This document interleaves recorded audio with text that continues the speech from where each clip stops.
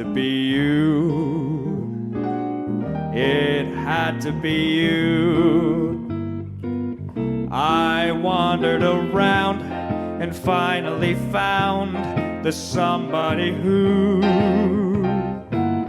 could make me be true, or could make me be blue, or even be glad just to be sad thinking of you. Some others I've seen might never be mean, or try to be cross, or try to be boss, but they wouldn't do. For nobody else gave me a thrill. For all your faults, I love you still. It had to be you, wonderful you. It had to be you. It had to be you. It had to be you. I wandered around and finally found that somebody who could make me be true, could make me be blue, or even be glad just to be sad thinking of you. Some others I've seen, some others I've seen might never be me, might never be me, might never be cross or try to be boss, but they wouldn't do. They wouldn't do, 'cause nobody else gave me a thrill. For all your faults, I love you still. it had to be you, wonderful you. It had to be you.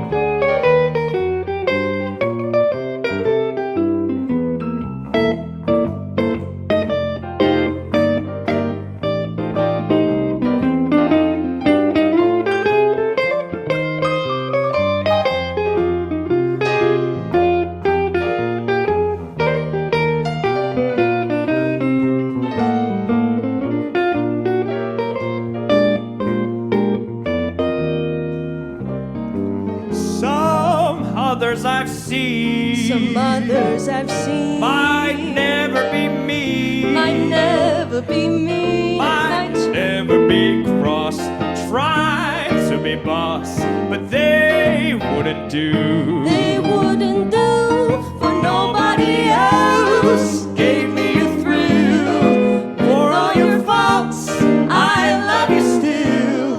it had to be you, Wonderful you. it had to be you, It had to be you. wonderful you. It had to be you.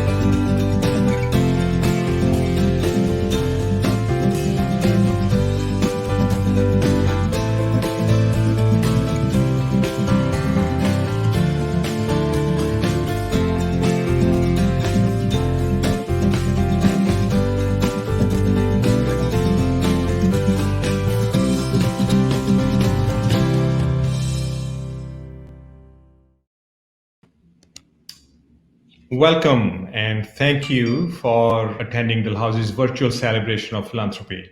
My name is Saini and I'm the President and Vice-Chancellor of Dalhousie University. I would like to begin by acknowledging that Dalhousie University is located in Mi'kma'ki, the ancestral and unceded territory of the Mi'kmaq. We are all treaty people.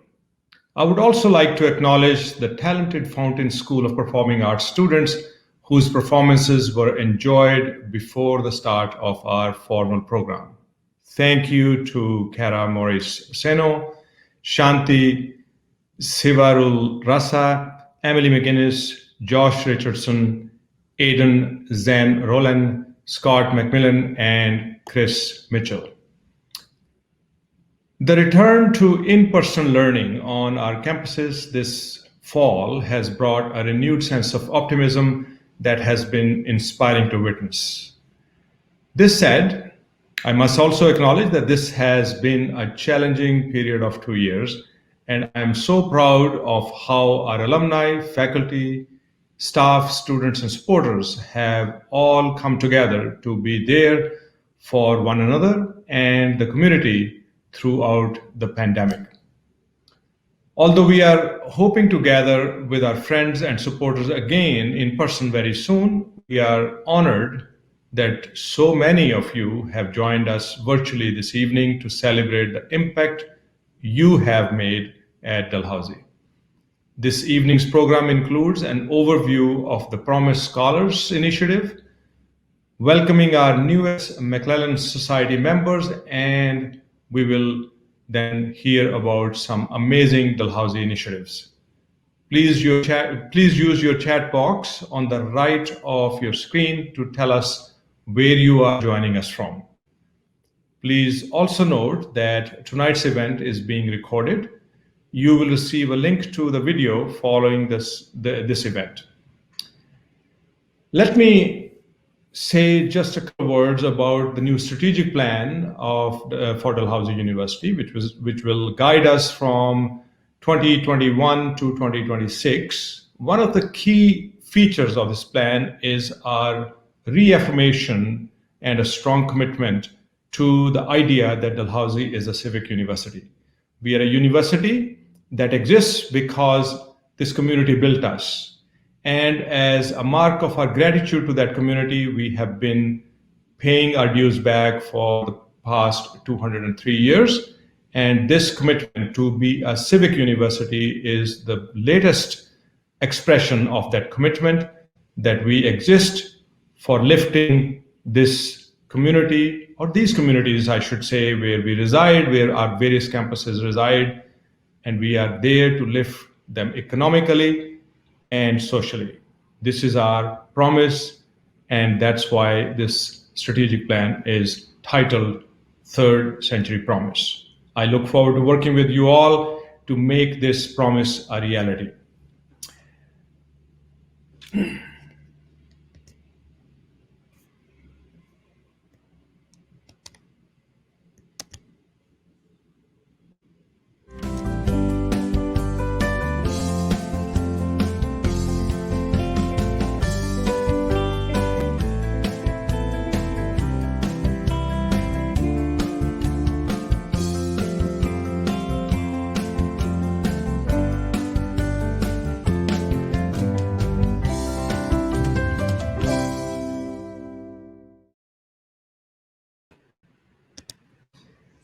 Equity, diversity, inclusion, and accessibility are part of Dalhousie's core values. Our new strategic plan, Third Century Promise, recognizes the critical importance of and highlights our commitment to excellence in this area. The new Promise Scholars Initiative is one way we are bringing this value to life. The partnership with Atlantic Business Magazine, its top 50 CEOs, and other partners is intended to increase diversity in all business schools across Atlantic Canada. Through offering Black and Indigenous students financial aid, mentorships, job placements, and other supports, we are strengthening business programs and creating more inclusive businesses for more equitable and stronger communities. At this point, I would like to introduce Dr. Kim Brooks, our Dean of the Faculty of Management at Dalhousie University, and the faculty which is playing a leading role in creating a more welcoming and inclusive environment in the classroom and in workplace. Dr. Brooks, welcome to this conversation. Let me begin with one very simple question to you. Please tell us, what is it that inspired the Promise Scholar Initiative and its design in Atlantic Canada? Sure, Deep, I'm happy to answer that, but I feel like I'm still grinning from the Fountain School performances, and I feel like you and I should maybe sing this like a new Emily and John, you know what I mean, in this Q&A. But let me dive in, perhaps not in song, not in song. So you'll have to sing by yourself, and I'll listen because I can narrate a song, but I can't sing it. Yeah, I know. I'm the same way. So, so I'm excited about this project, and that's a great question to start us off because it'll let me give a bit more detail. As all great things, you know, none of us who are sort of charged with stewarding this project forward were the initial instigators of it. So the project started because we were in a moment that kind of Black Lives Movement was at a pitch fever, and the students came in one of our regular student meetings and said, you know, the Faculty of Management just has to do so much more, that we continue to be a place where the classroom could be more diverse, where our students could be more included, and we want to be part of it. Like they weren't sort of, they were wanting to be part of the solution. And so we spent a bit of time trying to talk about it, and the student groups were keen to do a bit of fundraising and make a contribution to the faculty, and keen to be involved in the design of something that would create a more welcoming environment for Black and Indigenous students. So we did what all good academics do, which is we started by looking around for some research. What are good program designs? And we looked around the world for good program designs. And then, of course, we discovered the best program design had already been considered right here at Dal. And we found a report from a couple of years earlier done by our colleagues, Amy Bombay and Kevin Hewitt, as you know, rock star colleagues here at Dalhousie. And they had made this suggestion for a program that would offer students, you know, the vital financial supports that we know they need to both be encouraged to attend university in the first place, but then to also have a successful completion of their programs. Plus, it said, you know, one of the things we've overlooked is all of the informal networks that some of our students have when they arrive, but other students may not have because their educational paths may have looked different, or their family trajectories may have looked different.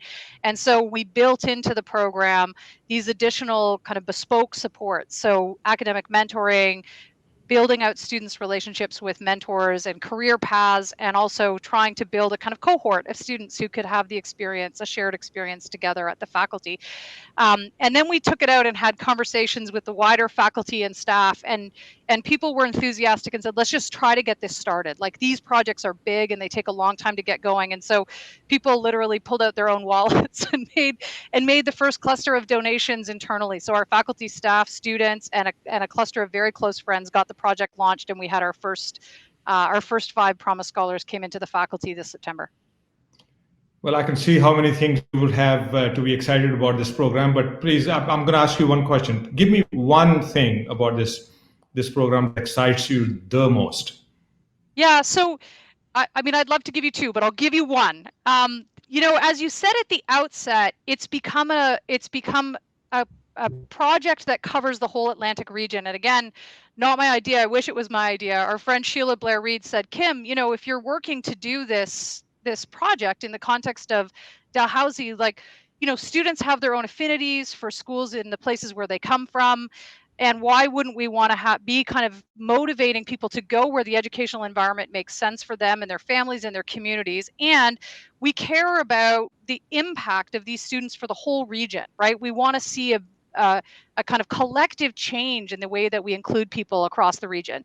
And so at her suggestion and urging, and with tons of her cheerleading and hard work, we've taken the project out, and all 10 business schools in the region are participating. So everyone is building, you know, programs that respond to local needs, but similar programs. And we're collectively working to try to create a more inclusive space for our students. And I just think that's, for me, the spirit of DAL, you know, like a great idea, but one that we then believe we're sort of part of something larger than ourselves in advancing. That actually is such a good point that you make, that truly does represent the spirit of the faculty that you're leading, spirit of Dalhousie, but also the spirit of this faculty that you've been providing amazing leadership to for the last couple of years. Thank you for that. I'm going to ask you one more question, then I know that you have other things to do, and I'll let you go and enjoy the rest of the program. Tell us, how can the community get involved and support this particular initiative? Yeah, so the great news is that quite a few already have, and that's exciting. Like, I think the project resonates with people because they can see the importance of inclusion. They see the gaps in their own lives, across their boardrooms, in their own institutions. But if people are listening to this and thinking, yeah, actually that's something I haven't been part of yet, then here's what you should do. Pick up the phone and give me a call. Like, I love to hear from the Dal community. I love to hear from folks who are here. It can be about the Promise Scholars, about, how we can become a more inclusive institution, about things that you're passionate about Dal and the Faculty of Management. I love it all. So it's that simple, Deep. I've got a telephone and I'm happy to talk to people. And I'll add to that, the excitement that people are seeing here on the screen, on your face, I know how real that is, and that if they do pick up the phone and call you, they will get to participate in that excitement as well. And I know, having spent time with you all the time, that how infectious that excitement is to be with you. Well, Kim, thank you so much for giving us this overview of the Promise Scholars Initiative. We are all aware how important it is to support the Black and Indigenous students in our community. And here at Dalhousie, we are so excited to be part of this initiative that meets that need. And it aligns so well with our promise that we have made through our strategic plan. Yeah, so thank you so much, Deep. I appreciate you hosting this, and I look forward to watching the rest of the event. Thank you. Lovely to be with you. Okay.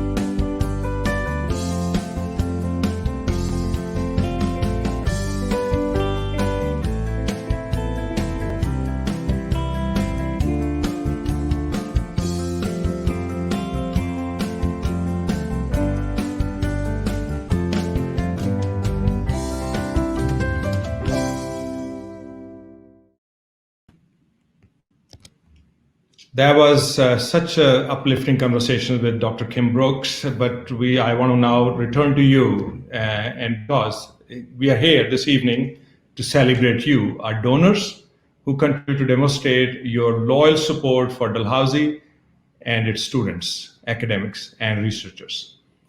Each year during this event, we are pleased to recognize the members of the McClellan Society, our loyal giving society named in honor of Dr. Rod McClellan, our first living donor to reach 50 years of consecutive giving.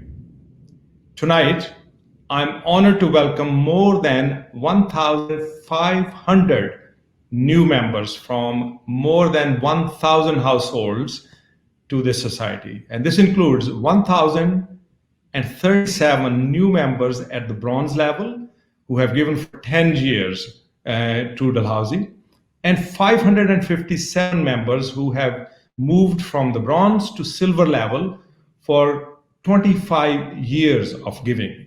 That is remarkable. And I'm thrilled, absolutely thrilled, to announce that 6 donors have moved from the silver level to the gold level in recognition of 50 years of giving to Dalhousie. Please join me in acknowledging Professor Edwin Harris, Dr. Norman and Mrs. Mary Ayton, Dr. Ellen and Miss Lorna McDonald, and Mr. Herbert Wyman. Thank you to all 6 of you for setting such an inspirational and aspirational example of dedication and commitment to your alma mater.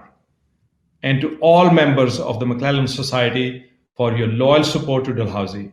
I would also like to take just one moment to acknowledge donors who have included Dalhousie in their estate plans.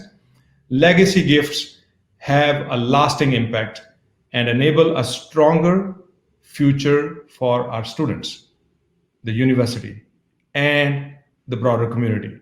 It is through Dalhousie that you give to that community, so you're part of not only building Dalhousie into a greater institution, but also building a community. Thank you.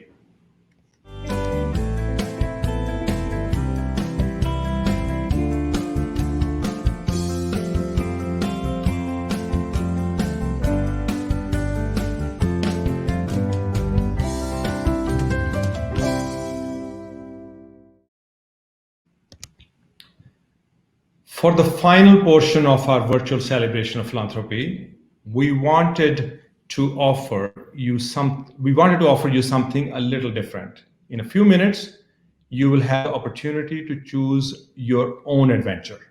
We have 3 amazing signature speakers here to tell you about some of the exciting work taking place at Dalhousie, which simply wouldn't be possible without your support. Please don't worry if you are interested in seeing more than one presentation. They will all be recorded and circulated to you via email within the next few days.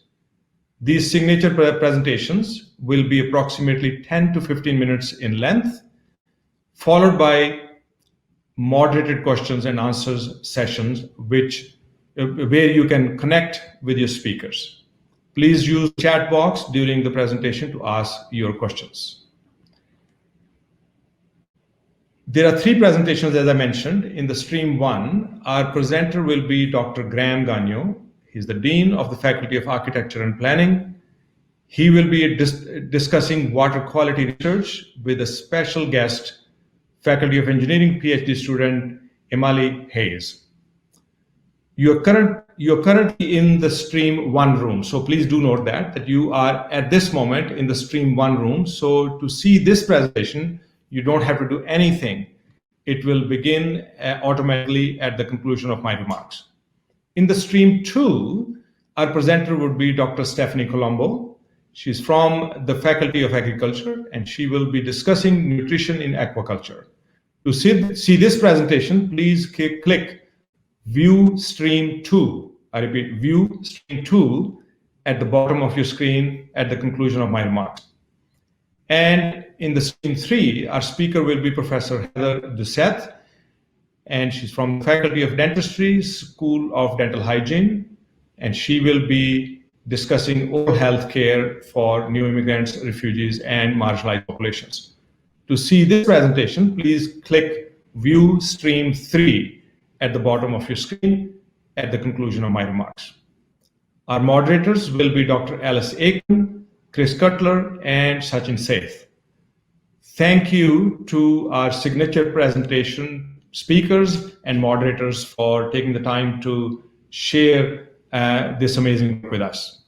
I would also like to thank our student performers again, that is student performers from the Fountain School of Performing Arts, who have just played some amazing music. I'd like to thank also Dr. Kim Brooks for telling us about the Promise Scholars Initiative. And above all, I'd like to thank you, all of you, our donors, for your ongoing support for Dalhousie. We are stronger because of you, and we are stronger together. My time now as host of Dalhousie's 2021 virtual celebration of philanthropy has come to an end, but please join us for one of our 3 signature presentations. Again, these presentations are water quality research. It is in this stream, nutrition in aquaculture. It is in stream 2, and the oral health care is in stream 3. To close, on behalf of Dalhousie University, I wish you all a very safe holiday season and a wonderful new year. Thank you very much for joining us.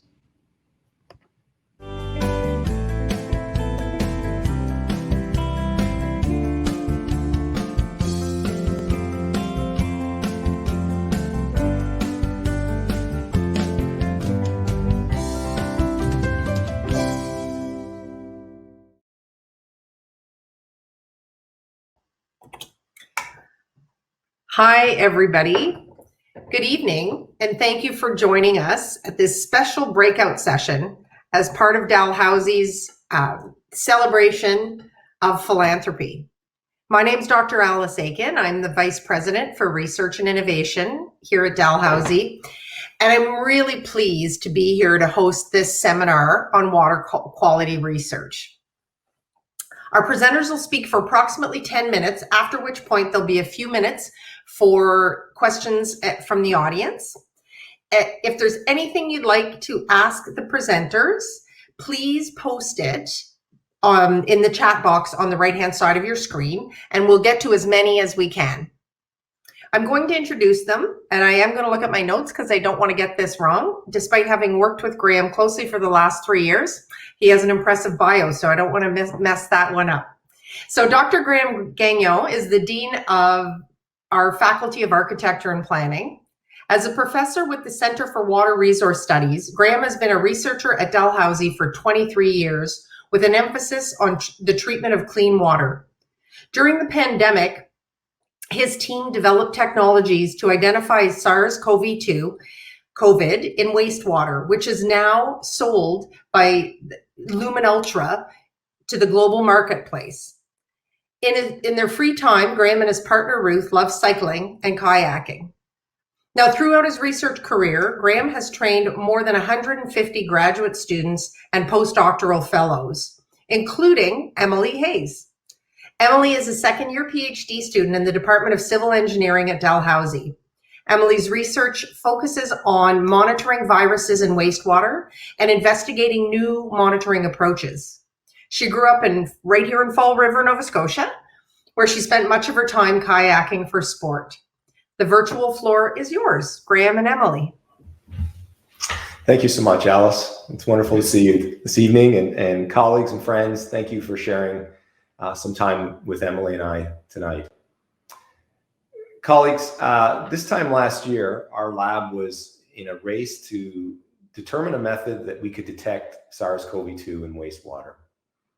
And over that time, we then tried to figure out how we could actually sample a representative sample for SARS-CoV-2 in wastewater. And pictured here is a device that we've deployed into sewer systems to collect SARS-CoV-2. And it's an amazing story, as Alice mentioned, that we've licensed technology and identified SARS-CoV-2 in wastewater. As an engineer, I'm very thrilled about the technology, but really, like many things at Dalhousie, this isn't a story about technology. This is really a story about people and the amazing things that students, postdoctoral fellows can do at Dalhousie University. As Alice mentioned, beside me tonight is Emily Hayes, a PhD student here at Dal. She did her undergrad at Dalhousie. And I'm just thrilled that she was one of the team members to lead us in development of this technology. And I'm going to share tonight's story with Emily. I'm going to pass the mic to Emily and let her narrate the story. Great. Thank you so much, Graham, for that introduction. So folks, I'm going to start today's presentation by describing the graphs you see here on the screen. And I know there's a lot of data here, and I promise it's some exciting data. And I know this kind of thing is likely more exciting to me as a graduate student, but I'm going to walk you all through it. So hopefully you can get an idea of where some of my excitement comes from. So this top graph may be familiar to some of you. This is the clinical case data reported by Dr. Strang during Nova Scotia's third wave. If any of you were here in Nova Scotia, you likely remember later April, as the cases started to rise in our community, you're probably following a curve similar to this throughout the summer into July when our cases finally dropped. But the bottom graph may be less familiar to some of you. This is actually the wastewater data that our lab collected during the third wave. And we collected this across 4 wastewater treatment plants that make up most of Halifax's wastewater, so you could get an idea of just how much viral concentration we were able to see in all of Halifax's wastewater. So I really want to bring your guys' attention to the far left-hand side of the wastewater graph, where you can see blue bars start to appear early to mid-April. This is actually us seeing a viral detection about 10 days before clinical cases start to rise at the end of April. And if you actually move along our wastewater graph, you can see that on April 29th, we have a large spike in our viral concentration across all our wastewater treatment plants. And this was actually 10 days before our province reported the highest number of active clinical cases. So you can start to see that we're seeing a trend between our 2 data sets, and this is really exciting for our team. Not only because we were, our methods were working, but we were seeing what other researchers were also seeing across the globe in their data sets. But what was really unique about ours is that we developed a new method with Luminultra to detect the virus in our wastewater, which gave us the data that you see here on the bottom graph. But as researchers, we're always expanding to learn more about what's going on. So we wanted to be able to not just to test at the wastewater treatment plants, but to see if we could test wastewater at specific buildings here in Halifax. And that's exactly what we did. We tested outside of one of Dal residence buildings. You might recognize this photo. It's Sheriff Hall, and this photo really illustrates some of the challenges with being able to take a water sample at these types of locations. Not only is it difficult to reach down and collect the sample, but it's also not very safe. But these challenges really led our team to develop a new type of sampling approach, our passive sampler, that allows us to be able to easily and safely deploy at these types of locations. But you're probably wondering, well, how exactly does this sampler work? And it's actually quite easy. Our team is able to deploy a 3D printed device that we came up with that houses an adsorbent material that, when deployed into the sewer, actually accumulates the virus on it. And then our team is able to bring back the device to our lab, usually between 24 to 72 hours later. And then we're able to extract any viral particles that have adhered to the material using a method that we actually developed with our partners, Lumen Ultra. This method is really great because we can see results within just 4 hours after collecting our sample. And if you're familiar with these type of tests, you know that this is very fast. Most tests take upwards of 10 hours to complete. Another great benefit about this method is it's very simple. You can see on the screen here is Jake. He's one of our undergraduate co-op students, who is one of many of our students who have since learned this method since we developed it. So we took what we learned at Dal and we applied it to a community-based monitoring program in the Cole Harbour region, which some of you may be familiar with if you're here in Nova Scotia. But we took samples from the Eastern Passage wastewater treatment plant so that we could see what was going on in all of the wastewater in the Cole Harbour region. But we also wanted to deploy our passive samplers at smaller communities within Cole Harbour to get an idea of maybe where the virus was coming from in this community. So you can see in the blue box on the screen that we have 3 of our passive samplers deployed at 3 small sewers, and we were able to know where to deploy these because we work with Halifax Water, who are able to help us strategically place each one in order to capture all of the wastewater in a given area, outlined in the different colors you see here on the screen. So for example, the blue sampler collects all the area outlined in blue, and so on with the other colors. So in total, during the 3rd wave here in Cole Harbour, we were able to collect over 200 samples, and we were able to see positive detections ranging from 10 upwards to 30% at our passive sampling sites and over 45% at our wastewater treatment plant.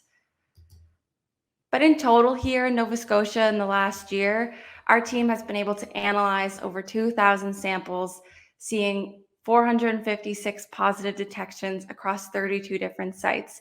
And this includes our wastewater treatment plant, but also our passive sampling sites. So a tremendous amount of hard work went into getting these data, and it's something we're very proud of.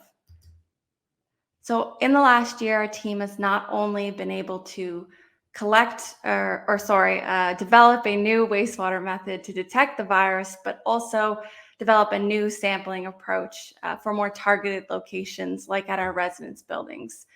But neither of these methods came without some challenges, and we're lucky that we had lots of support along the way, such as our utility partners like Halifax Water and Dalhousie Facilities Management. They have been extremely helpful in all of our sampling efforts this year, helping us day in and day out, rain or shine, always accommodating, especially to our last minute requests. So we're very thankful for all their support.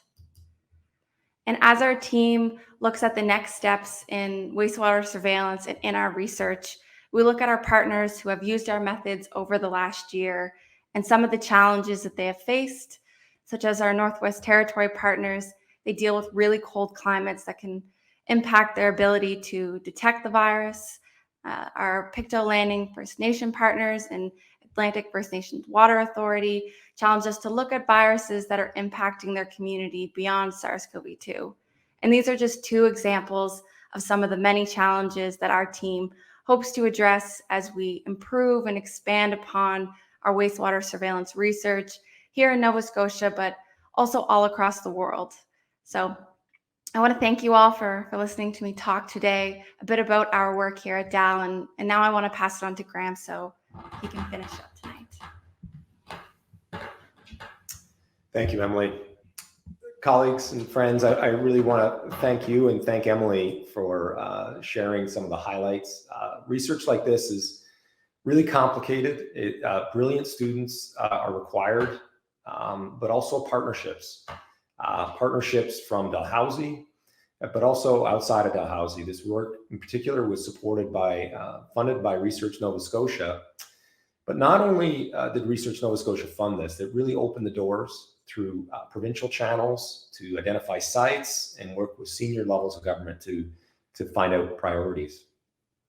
As Emily mentioned, we worked with local communities, Halifax Water, County of Colchester, Halifax Stanfield Airport were all supportive of this project. And it obviously these workers would show up during rainy events with graduate students who would ask lots of questions to help us achieve our goals. And we would really appreciate these types of community partners.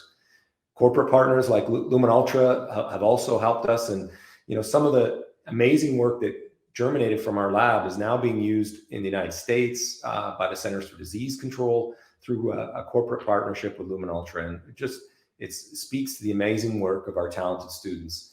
And as Emily mentioned, some of these students are in fact co-op students like Madison and Jake, and also postdoctoral fellows. And it's really my pleasure and fortune to be able to work with tremendous colleagues and students like this. So thank you very much. And I'm going to pass the mic back to Alice, and I look forward to answering any questions you may have. Thank you so much, Graham and Emily. What a great presentation. I'd just like to remind people, if you want to ask a question, just post it in the chat box on the right-hand side of your screen, and we will get to as many as we can during this presentation. And just while I'm waiting for a question to pop up, Emily, you sort of alluded to this. So what other types of viruses could you monitor in the water? I know you did this for SARS, but you mentioned that with Picto. Yeah, so there's lots of other viruses that I think we could look at. Some that are on our mind right now are influenza, which may be familiar to a lot of people. Some other viruses that are on our mind is it RSV? I can't remember the acronym for it right now, or the full name of it. But definitely for me as a PhD student, looking at influenza, like a common flu, is something that's on my radar. Do you remember? Yeah, I remember, Alice. We are actually working closely with Jason LeBlanc, who's one of the leading infectious disease experts in the province, and he's asked us about Norwalk virus and a whole host of enteric viruses. So we're really pleased to have partnerships like Nova Scotia Health to kind of push us in ways where we may find clinical viruses of concern that they're seeing in the hospital system. Fantastic. And tell me, if you are finding an uptick of these viruses in the water, what sort of action should be taken? Like, what does it tell us about the situation in that community? Yeah, it's a great question. What I've learned a lot about is the healthcare system is nuanced across the jurisdictions, as you well know in the healthcare world, Alice. So I know one of our partners, the Northwest Territories, really developed a structured, integrated system between the wastewater community and the public health system. So in fact, they based a number of school closures based on SARS-CoV-2 in the wastewater. And that was actually, they sorted out that they actually saved a community spread in one of their communities, which is really exciting. Oh, fantastic. So we have a couple of questions from the audience. So Jean asks, what analytical procedure did you use to detect the virus? Well, Emily can answer this because she does this all the time. Yeah, so we use RNA extraction and then qPCR. So some of you may be familiar with the qPCR if you've heard about the clinical testing that you likely go for your PCR test for the swab. So it's a similar analytical procedure that we use here for our wastewater, but instead of a nose swab that you would get at a clinical setting, we use wastewater. So that's what our analytical method is. Oh, that's great. Yeah. And Yvonne asks, how will this move from a lab type of situation to something with broad application? Great question. Really appreciate that. So a couple things. So we've developed two pieces of technology. So the one piece of technology, the analytical procedure that Emily just described, is actually being used commercially. In fact, there's a number of states, the state of Oklahoma comes to mind, where all of their correctional facilities are monitored for wastewater using the technology that we developed here in our lab, sold through Lumen Ultra. The device for the sampler device, Lumen Ultra is now started to sell it, and they have a very large biotech company in California that is planning to measure a number of school boards in Northern California wastewater. So it's getting out and into the community already. Great. We've got another process question here from Jenny, who asks, how long was the passive sampler sitting in position collecting the sample prior to testing? And how was that length of time determined? Well, you could probably answer Jenny's question. That's a great question, Jenny. And initially, with everything in the pandemic, a lot of our initial sampling was, put out very rapidly so we could start testing as soon as possible. But we decided that, 24 hours to 72 hours is convenient for a lot of our operators. Like I mentioned, we work with Halifax Water and Dallas Facilities Management. So 24 hours allows us to capture not only the wastewater throughout the whole day, but also is a convenient time for sampling. Now we've had the time throughout the pandemic to do more research in our lab, and we've actually been able to do some studies that determine that 24 hours is the best time for our current sampler to be deployed out at. We reach almost like a capacity to detect any more virus after 24 hours. So that's where our stance, I would say, is on that. And we're still learning more every day about these new methods. So hopefully this time next year, we'll know even more. Excellent. Well, Terry has a good question here. She says, am I understanding correctly that you were detecting spikes in the COVID in the wastewater 10 days before COVID was being found in testing of people? Yeah, that is what we observed. It was about 10 days. And I would say when we look at other studies internationally, sort of anywhere between 10 to 14 days is kind of a norm, that the shedding of SARS-CoV-2 is about, we can see it in wastewater about 10 days before we see it in the population as a measured clinical test. That's amazing. And have you worked with any public health people to say, okay, we're noticing this, long before, or are there studies around the world doing this? We're noticing this long before it's starting to present in people here. What should we be doing from a public health standpoint? Yeah, that's a great question, Alice. We were very lucky that the Public Health Agency of Canada created sort of a network that included all of the wastewater researchers and public health researchers that were investigating this work. And we had weekly calls. So we'd find out what Ottawa Public Health was doing, or British Columbia Centers for Disease Control. And so everyone was kind of going at their own pace and collaborating at a national level and learning a great deal about how do wastewater signals, where do you sample them, how do they lead to clinical cases. And I know that the Public Health Agency of Canada actually has all of the national data, and they're trying their best to sort of decipher and pull out the sort of major national observation. And I'm really excited to see how they put that thread together across the country.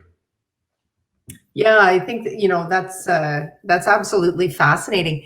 Could you see any other, I know you're looking for viruses in wastewater, but could you see any other kind of environmental uses for the technology?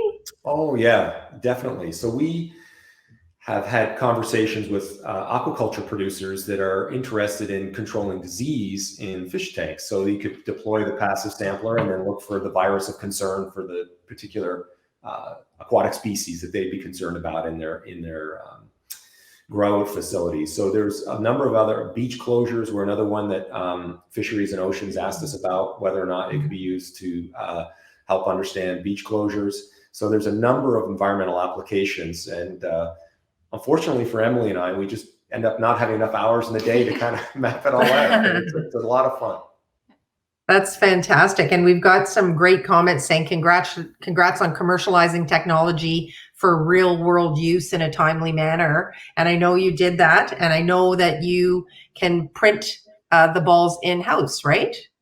Oh yeah, we brought one, Alice, just in case. We so our first 3D printed devices they were made at the Idea Hub here at Dal. And so the Idea Hub, of course, were a tremendous fundraising event for Faculty of Engineering, and the resources actually produced this type of device. And this was all our sort of prototype devices were here at Dal. And as we've moved to commercialization, there's been sort of more sophisticated devices, but this device was sort of the ground zero work, and it was all because of the resources here at Dal that allowed us to do that.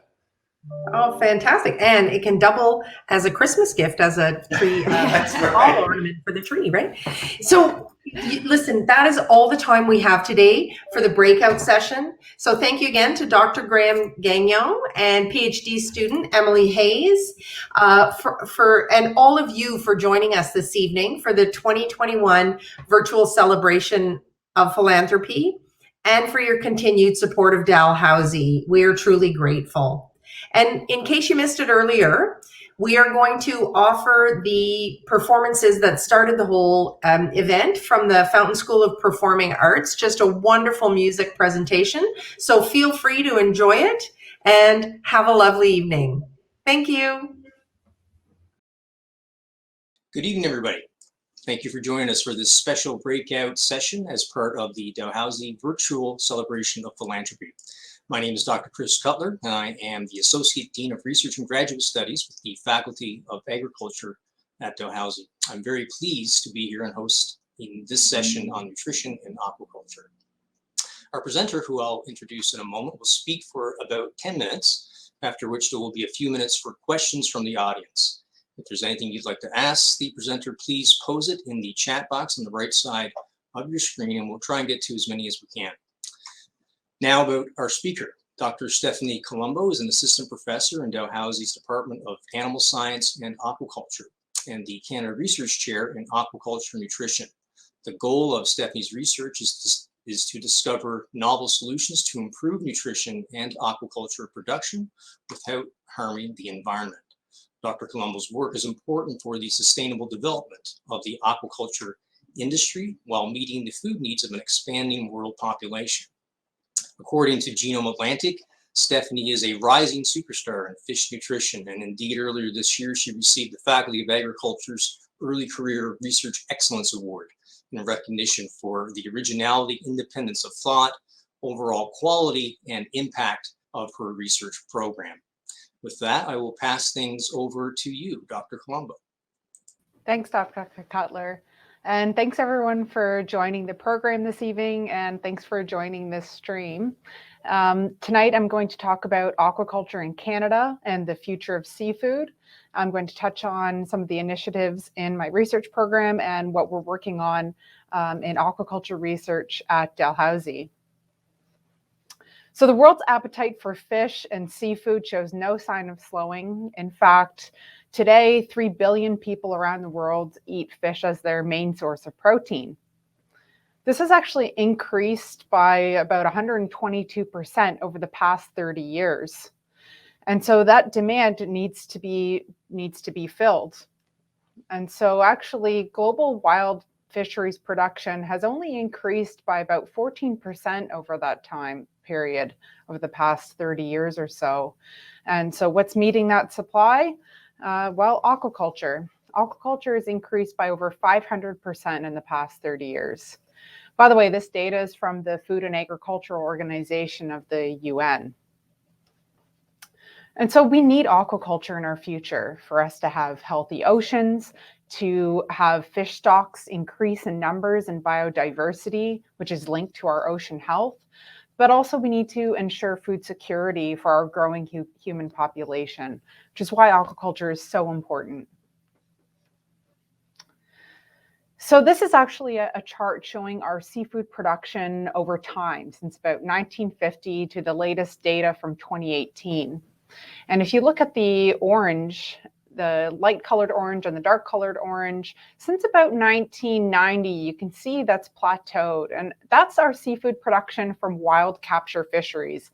Hasn't increased much over the past 30 years, considering how much more seafood we're eating today compared to 30 years ago. Now in the dark blue and the light blue is the production from aquaculture, which since 1990 has increased drastically. So you can look at the latest data. Aquaculture is supplying at least half of our total seafood that we're eating today. Now by 2030, we'll be approaching 9 billion people in the world.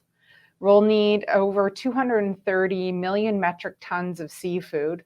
Right now, that's about 180 to 200 million metric tons of seafood. And over 60% of our seafood will in fact come from aquaculture. So again, aquaculture is a really important part of our seafood production in the future. And Nova Scotia, Canada can be self-sustaining in terms of our own seafood production to achieve food security, as well as contributing to the food security around the world. Of course, by using our ocean resources effectively and sustainably. So aquaculture growth is faced with many challenges, both globally and within our region for sustainable production. Challenges including aquatic animal health, nutrition and sustainable feeds, waste mitigation and reuse, climate change and other global change like pandemics. And so the research we're doing at Dalhousie is instrumental to tackling some of these problems. And we're all guided by the UN Sustainable Development Goals. And aquaculture is focused on several of them, including zero hunger, responsible consumption and production, climate action, of course, life below water, and partnerships for the goals. And so our research programs are kind of guided by these goals, including my own research program on aquaculture nutrition. So I lead the Aquaculture Nutrition Lab at Dal Agriculture Campus, and the goal of our research is to improve aquaculture sustainability through new discoveries and innovations in nutrition. So I use a nutritional lens to try to improve the sustainability and production in aquaculture, with the overall goal to contribute to healthier and sustainable seafood for our future. Some of the research themes in my lab include nutritional resources and functional feeds, fatty acid metabolism and nutrigenomics, really focusing on those healthy omega-3 fatty acids, the impact of climate change on fish nutrition and health, the nutritional quality of farm seafood. And so this is all of my research kind of falls under each of these themes. So our lab space, our aquaculture labs at Dalhousie are really unique, especially in this region. We have versatile systems for doing all kinds of research. We have freshwater and marine systems, recirculating, flow-through systems, lots of different species, both invertebrates and finfish species. I tend to work with finfish, including Atlantic salmon, brook trout, rainbow trout, Arctic char, and striped bass. And of course, it's a research and training facility. This is a photo of Mark. He's been a co-op student in my lab for the past 6 months or so, and he's been doing excellent work on our campus. So the first research theme that I'll talk about is sustainable aquafeeds. And we need to think about the food that we're feeding to the fish. And this is what it actually looks like. In case you didn't know, it looks like a dog kibble or a kibble that we would feed to our pets. And so the nutrition that we feed to the fish is really important because it obviously needs to meet the nutritional requirements of the animals, but it also needs to come from a sustainable source. So for the past 10 or 20 years, commercial feeds have included more terrestrial plant ingredients. So the diet's more plant-based for fish. This is more sustainable than using wild-sourced fish meal and fish oil. But of course, there's still problems with using plant-based diets because we could harvest those plants for our own nutrition. And so there's been more of a trend to use upcycled ingredients. And what I mean by upcycled is that it utilizes unused waste streams from other industries. So what's considered a waste or byproduct from wind industry is then evolved into something new that's very useful for another industry like aquaculture. And I'll show you some examples of that. This is an example of the circular bioeconomy, and Nova Scotia is becoming really great at doing this, and we can see kind of the cycle of nutrients within our province and going toward aquaculture production. And in fact, some of these ingredients that I'll talk about, not only are they more sustainable as part of the circular bioeconomy framework, but it has a better nutritional profile for fish than plant-based diets. So some of these are sourced right here in Atlantic Canada. For example, microbia or microalgae, biomass, and oils. These tend to be very high in omega-3 fatty acids, which are important for fish and us as well. Insect meals, which fish eat insects in the wild anyway, so it's a great source of protein, and different plant byproducts like hemp proteins and oils. Another thing that I look at are functional feeds. A couple of ingredients that I look at include hydrolysis lignin and Haematococcus. I'll talk about those in a second. And so we look at functional ingredients. These ingredients don't necessarily provide any nutritional value, but they provide something else that's special. So they improve pellet quality, or they can have positive impacts on fish health or growth or the final product quality that we're eating. And you've heard of some of these kind of functional ingredients before, like pigments or binders or prebiotics, probiotics. One example is something called hydrolysis lignin, and it's actually a byproduct of the forestry industry, and it proved to be very useful in diets for salmon. So even as little as 3% inclusion for salmon increased their weight by over 16%. That's a lot. It's because it had beneficial impacts on their gut microbiome. Another example is an algae called Haematococcus. And you can see the oil right here in this picture. It's a very bright red color. And that red color is a compound called astaxanthin. It's very high in antioxidants. And what we're testing it for is its potential to improve the immune system for fish to help reduce the use of antibiotics. So those are a couple of examples of functional ingredients that we're looking at. In my lab, we also look at the impact of climate change on fish nutrition and health. So we know warming waters due to climate change have been predicted to alter the natural nutrient production in the ocean, especially the natural production of omega-3 fatty acids. And so we've predicted that potentially the global production of omega-3s in the natural aquatic ecosystem could decline by about 30% in the next 75 years due to even a small increase of 2 degrees in surface water temperatures. This potentially could translate to 60% less omega-3s from fish for humans, considering wild production of omega-3. This highlights the importance of aquaculture as a consistent source of omega-3s for our health. And the omega-3 fatty acids are very important for our cardiovascular health and our brain health. So it's important that we have a consistent, reliable supply in our future, and aquaculture does highlight the importance of that. And so in my lab, we're looking at, what's the impact of climate change on the health, growth, fatty acid metabolism, gene expression, and omega-3 synthesis in farmed fish, as well as wild populations. Another thing we look at are what are some nutritional strategies that can improve fish health in warming waters. And the last theme that I'll talk about is the nutritional quality of farm seafood.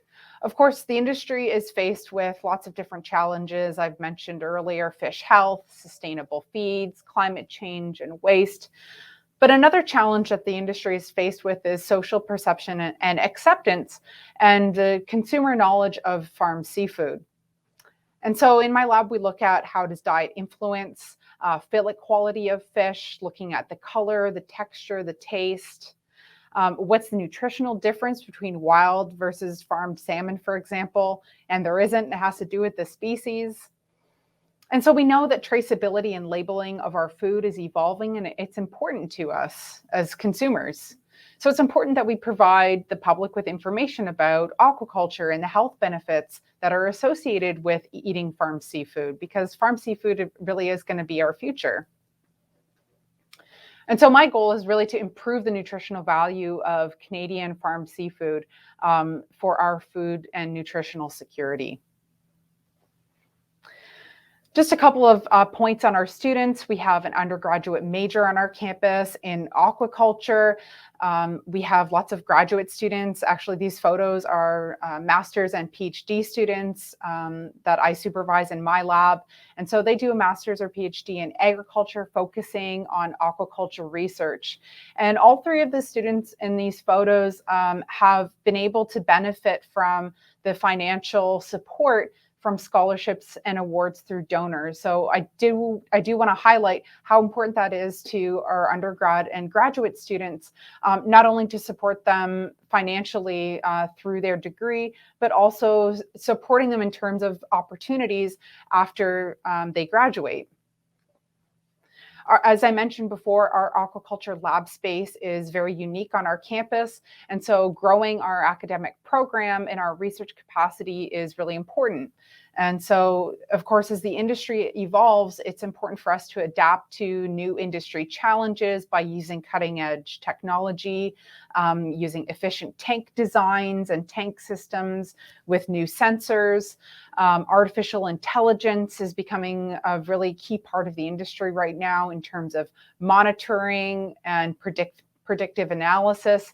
And of course, like any food production, we're going into a realm of digital aquaculture, having more automated systems and using technologies to monitor and predict changes in the environment, for example. And so I'd just like to take an opportunity to thank the supporters of Dalhousie, especially those that support our aquaculture program and research. It's critical to our aquaculture student success. It's critical to advancing our infrastructure and equipment to keep up with, the cutting edge research that the industry is needing and evolving towards.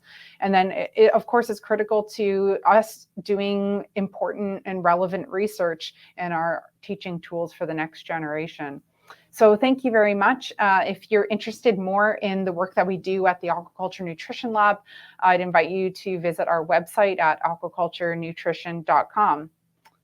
So thank you very much.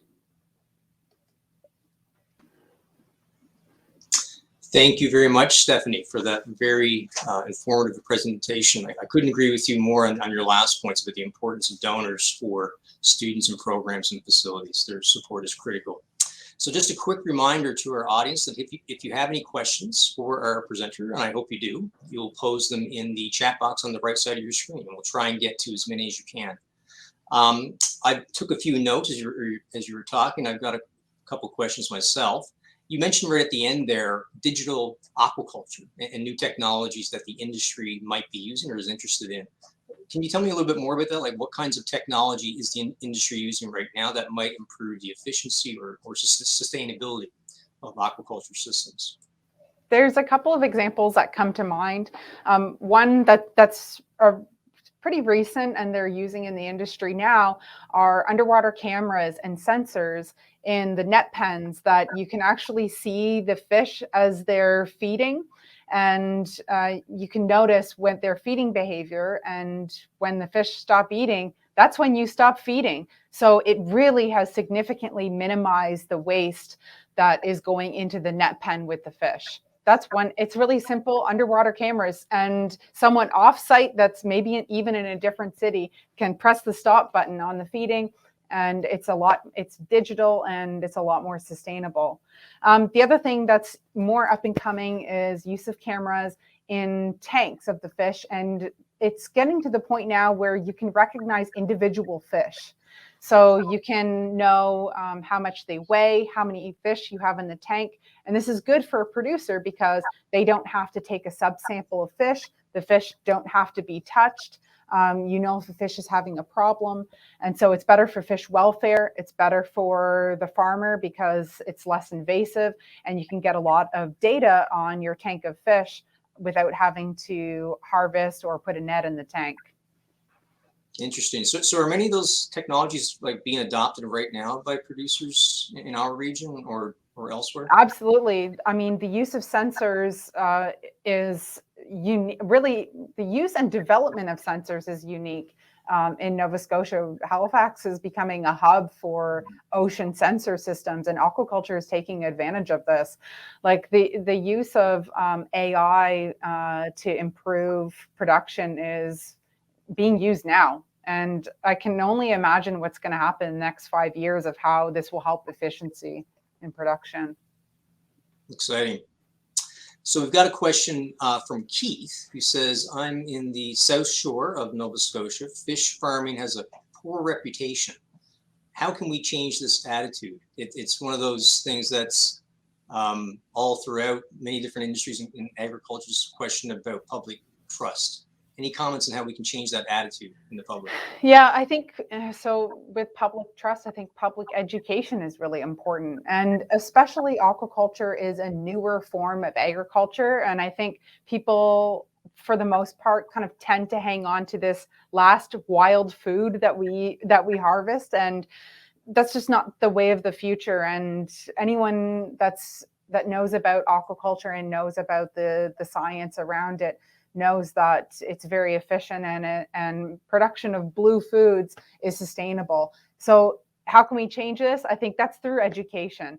That's through education at very young ages, going into schools and talking to kids. The kids talk to their parents. I think it starts at a young age, and this will change over time. But it's because fish farming is pretty new in Canada, like 30 or 40 years or so, compared to, our traditional forms of other animal agriculture. It has a bit of growing pains, but I think that will catch up. Yeah. Another question. Near the end of your talk, you mentioned climate change and your research looking at the impacts of climate change on the industry. So how do you think the industry in Atlantic Canada can become more resilient to the climate change that we know is coming around the corner and is happening right now? I think there's kind of three approaches that the industry is taking toward being more resilient.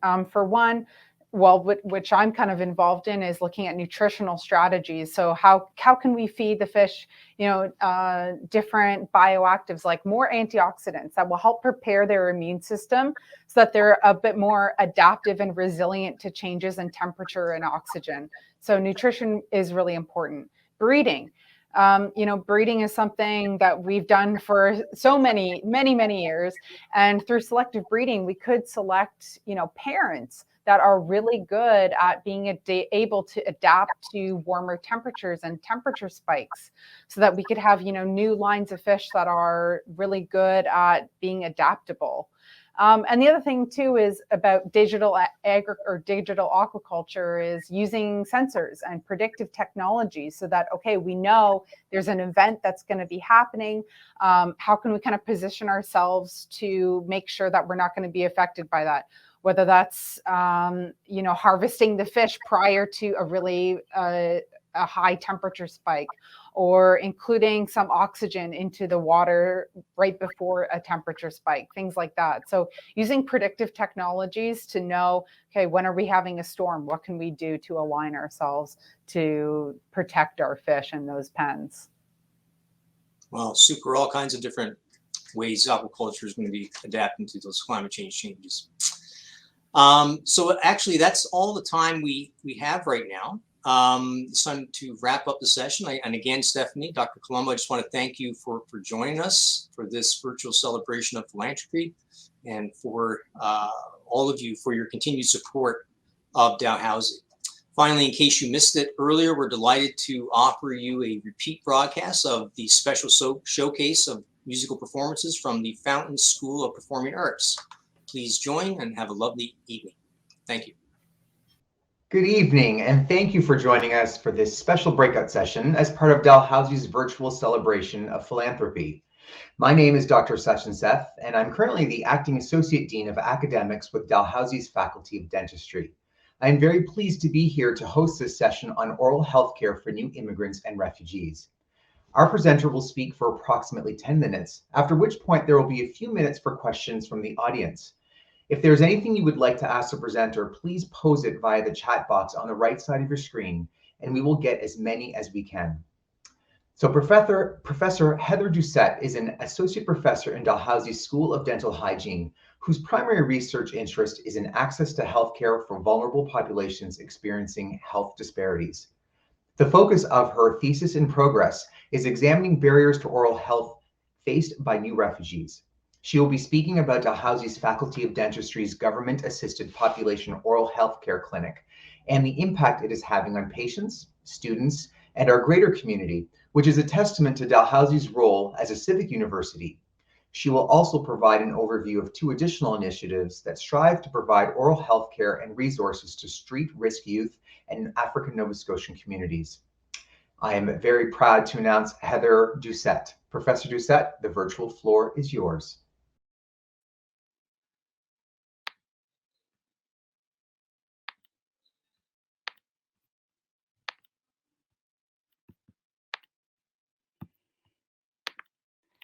Thank you, Dr. Seth. Sorry, it just took me a while to be able to share my screen. I am very excited and honored to be able to speak to you all tonight about 3 different collaborations between the Faculty of Dentistry and community and public partners. These different initiatives are focused on providing oral health care to marginalized or vulnerable populations who face a variety of different barriers in access to oral care. They also provide very rich and unparalleled learning experiences for our students. The first initiative that I'd like to highlight is the Government Assisted Populations, or GAP, Oral Health Clinic. This initiative began back in 2012 and was the result of a conversation with an individual in the Immigrant Services Association of Nova Scotia, who was describing the experience of new refugees to Nova Scotia and the lack of oral health care access they were experiencing. She also described the evident need that this population presented with. As a result of this, the School of Dental Hygiene decided to forge a pilot program. At the time, the Interim Federal Health Program provided only emergency dental care for this population, so essentially extractions. Absolutely no preventative care. So the School of Dental Hygiene and the Faculty of Dentistry decided to start providing preventative dental hygiene services on a limited basis to the new refugees to Nova Scotia. We did so by providing oral health care to approximately 5 individuals, 2 afternoons per week. We did this for the remainder of the academic year and saw the value to both the community and to the student experience, and decided that we wanted to continue this into the next academic year. So we actually expanded it somewhat. The next academic year, we moved the clinic to Monday evening, which was more convenient for the population, and we increased it to include about 2 Monday nights per evening and to be able to treat about 15 patients per time. We saw immediately the impact that this was having on the community and on the students. However, unfortunately, the following year, we did not have funds to continue with the initiative. So we had to put it on the back burner with the thought that we would want to continue it at some point. It was at this point that a Faculty of Dentistry alum who had been involved in the clinics on Monday evening and had seen firsthand the experience that the students were gaining and the impact that it was having on the community, this alum stepped forward and offered funds to help us continue this clinic. So we restarted the clinic, and we actually were able to expand the clinic to include every Monday night and to include up to about 30 patients per time. So this was a significant increase from previous years. So we continued for a couple of years in this manner, but we were at this time unable to provide any other dental care for the patients. So even though the patients had extreme dental, other dental needs besides preventative care, we were not able to provide it at this point. Then in 2017, the Faculty of Dentistry was fortunate enough to secure a grant from the Community Giving Fund of Green Shield Canada that allowed us to do several different things. The first thing it allowed us to do was to hire a navigator, or an individual who liaises between the Immigrant Services Association of Nova Scotia and the Faculty of Dentistry to recruit patients, to book patients, to schedule patients, and to schedule and book interpreters as well, and to deal with any referrals that may be required. But more significantly, it actually allowed us to start to include dental students in the clinic to provide dental care and dental services for this population. So we did this for a couple of years until, again, the grant ran out, and then we started to wonder what we were going to do at that point. And the alum again stepped forward to offer financial support to allow us to continue to include dental students in the clinic to be able to provide limited dental treatment to the patients that we were seeing. So currently, the clinic functions every Monday night for the academic year. We see approximately 42 patients at a time. 6 are receiving exams, 6 are receiving dental treatment, the remainder are receiving preventative dental hygiene treatment. We have a navigator who helps to schedule the patients and schedule the interpreters as well. And something that's very worthwhile is that we also have a number of dental students and dental hygiene students who volunteer in the clinic. So they come into the clinic even when they're not scheduled on a Monday night to help provide whatever help they can at the time. So the proof is sort of in the numbers with regards to impact. So between September 2017 and 21, we have treated 484 patients from 14 different countries. We've had over 1,650 dental hygiene appointments, over 700 dental appointments, and we've provided in excess of $65,000 in treatment per year for each of these 4 years. And the picture that you see on the left is an interpreter with one of the patients and a student. The bottom is from a visit of Dr. Saini and his wife. He came to visit the clinic last winter, and tweeted about his experience, his valuable experience afterwards. So some barriers to oral health care that this population faces are, the list here is by no means extensive or exclusive. So there are several different barriers to care that are faced by this population. 2 of the most significant are low socioeconomic status and the language barrier. So the literature bears out the fact that people of low socioeconomic status tend to have poorer health outcomes. Also, those who receive health care in their language tend to have improved health outcomes. Culture is also somewhat of a barrier for the patients, as is health literacy and overall literacy of the population. Many of these individuals have also experienced traumas in their country of origin while they were in transition between their country and their new country. Transportation is also a barrier for these individuals who are in the city and trying to access and get to oral health appointments and health appointments. So one thing that's important to realize is that these individuals are here not by choice. So they were forcibly displaced from their country, many of them leaving with only with what they could carry at the time. And the testimonials, the top 2 are from patients who obviously have benefited from the treatment that we've been able to provide in the clinic and felt that it was a very worthwhile and valuable experience. And the bottom one is from the individual that I had the conversation with back in 2012 from the Immigrant Services Association of Nova Scotia. And she has seen the impact that this clinic has had on the clients of the Immigrant Association of Nova Scotia. So the students gain so much different experience in this clinic. They gain experience working with a language interpreter. It helps to improve the understanding of barriers to care that this population faces. They increase their cultural competence. They have an opportunity to increase their clinical skills as well. Many of the oral health conditions we see with the population are unlike conditions that we see in our general population. And it varies with the populations that we see. Initially, the patients that we were seeing were predominantly Bhutanese. Then there was a switch to predominantly Syrian with the Syrian refugee crisis.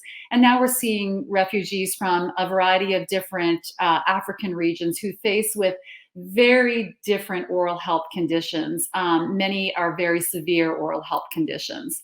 They also have an opportunity for interprofessional collaboration. So dental students and dental hygiene students are working together, but they also see that modeled by faculty. So they see dental hygiene faculty and dentistry faculty working together and discussing cases and discussing the best approach to different oral health conditions that we see in the patients that we're treating at the time.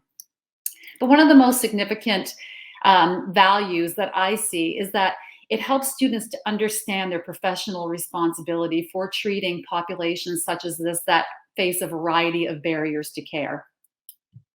So these testimonials are from students who felt like this clinic helped to hone their clinical skills, but also gave them a broader understanding of the different socioeconomic impacts to care and the variety of barriers to care that this population faces. The second initiative that I would like to highlight is the collaboration between the Faculty of Dentistry and the community of North Preston. So the Faculty of Dentistry has a functioning dental clinic in the Nelson Winder Elementary School, where children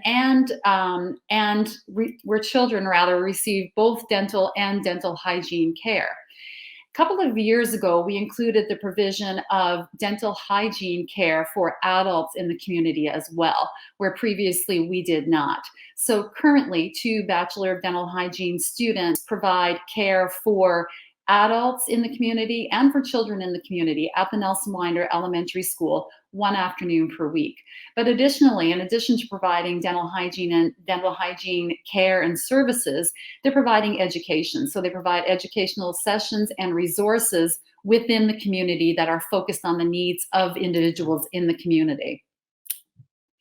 So some barriers to care faced by this population are socioeconomic status and geographic location. So it's a rural community that lacks access to oral healthcare providers. There are a limited number of healthcare providers in the community and no oral healthcare providers. The community also has a lower health literacy. So the students get to understand the barriers to care that are experienced by rural communities in particular. They have exposure to an underserved community, and they have experience developing educational resources and sessions that are specific to the community. They also get experience in interprofessional collaboration. They collaborate with different health providers at the community health center to better understand the needs of the community. And the third initiative that I'd like to speak about is with Phoenix, the Phoenix organization, which focuses on providing services to street risk youth. So currently, 1 youth receives dental hygiene treatment 1 time per week at the North End Community Health Center on Gottingen Street. They can also receive more dental care if required through referrals internally at the North End Community Health Center. In addition, much like North Preston, the students provide educational sessions and resources that are particular to this population. So one in particular that I would like to highlight is providing educational sessions and resources to the youth who have children. So many of the youth who are street risk, who have children, may not understand the oral health provision of care that is provided under our current provincial plan, where youth can receive care up until the age of 15. So being able to provide them with that information and how to best care for their children's teeth is vital. So some different barriers to care that the youth face are, again, socioeconomic status, health literacy, a distrust of health professionals, embarrassment oftentimes of their oral health condition, and lack of address. So in a lot of instances, it's hard to obtain care to go into a clinic if you do not have an address. The students gain exposure to subpopulations within this population, understanding their barriers to care, developing specific educational resources and sessions, and again, interprofessional collaboration. There is a nurse who focuses on mental health issues within the population that Phoenix Youth focuses on, that the students collaborate to help provide treatment, to help provide basically booking and scheduling of the youth at the North End Community Health Center. So I'll leave you with this quote that a very respected person once said to me that really resonated well with me. And the quote is, "It doesn't take one person to do everything, but someone must do something." Thank you so much. Thank you, Professor Doucette, for that insightful presentation. A quick reminder to our audience that if you have any questions for our presenter, please pose them via the chat box on the right side of your screen, and we will get to as many as we can. But first, Heather, I have a question for you. So what is the next step for these programs? How do you envision these initiatives growing? I think there's a variety of different ways that they could grow. We still, with the GAP, or the Government Assisted Populations Oral Health Clinic, we still are not able to meet all of the extensive dental needs of the population. We're just financially not there yet. So there's a variety of different needs that the population is presenting that we're just not able to quite meet. So for example, partial dentures, full dentures, restorations such as that, we're just not able to quite meet the needs of this population at the time. I also see the potential for a lot more interprofessional collaboration, to start including more health professionals in the clinic setting to provide, for example, dietitians providing nutritional advice to the new refugees to Nova Scotia who are now faced with trying to figure out our system and trying to access foods that they may not be able to access currently in our city. Excellent. So can you describe maybe in more detail some of the impacts, both long-term and immediate, that these clinics have on this particular patient population? Well, the immediate impact is to be able to get some of these individuals out of pain, so out of immediate pain. So we're able to treat them and relieve any immediate emergency oral health issues that they have. We're also able to recognize, for example, different oral health issues that may be related to other sort of systemic conditions. And so again, that sort of goes along with being able to more to address oral health issues that may have impact on overall systemic health issues at a later date. And of course, anyone who knows dental pain is debilitating. It can really impact your life more than maybe one would think. So that's really excellent. So what are some potential areas of research that, provided you have time, Heather, which I know you have so much of that, but in the event that we can drum up some interest here, what are some areas of research that you think we could look into? There's several different areas. One that certainly comes to mind is the lack of research. So if we're looking particularly at the refugee population and oral health, there really isn't anything. There really is very little that has been done to establish baseline for what the oral health needs of this population actually are. One of the last studies that was done actually done out of the Faculty of Dentistry at Dalhousie University with Dr. Gyabi et al. And at that time, the population was predominantly Bhutanese, and it did show that the population had dental needs that were far more prevalent than in the general Canadian population. So we really need more data to be able to show that there is a need. And the reason we need to be able to show that there is a need is to be able to push forth policy. So to change some of those structural determinants of health to help elicit changes within policy to be able to provide better care for these populations. Thank you.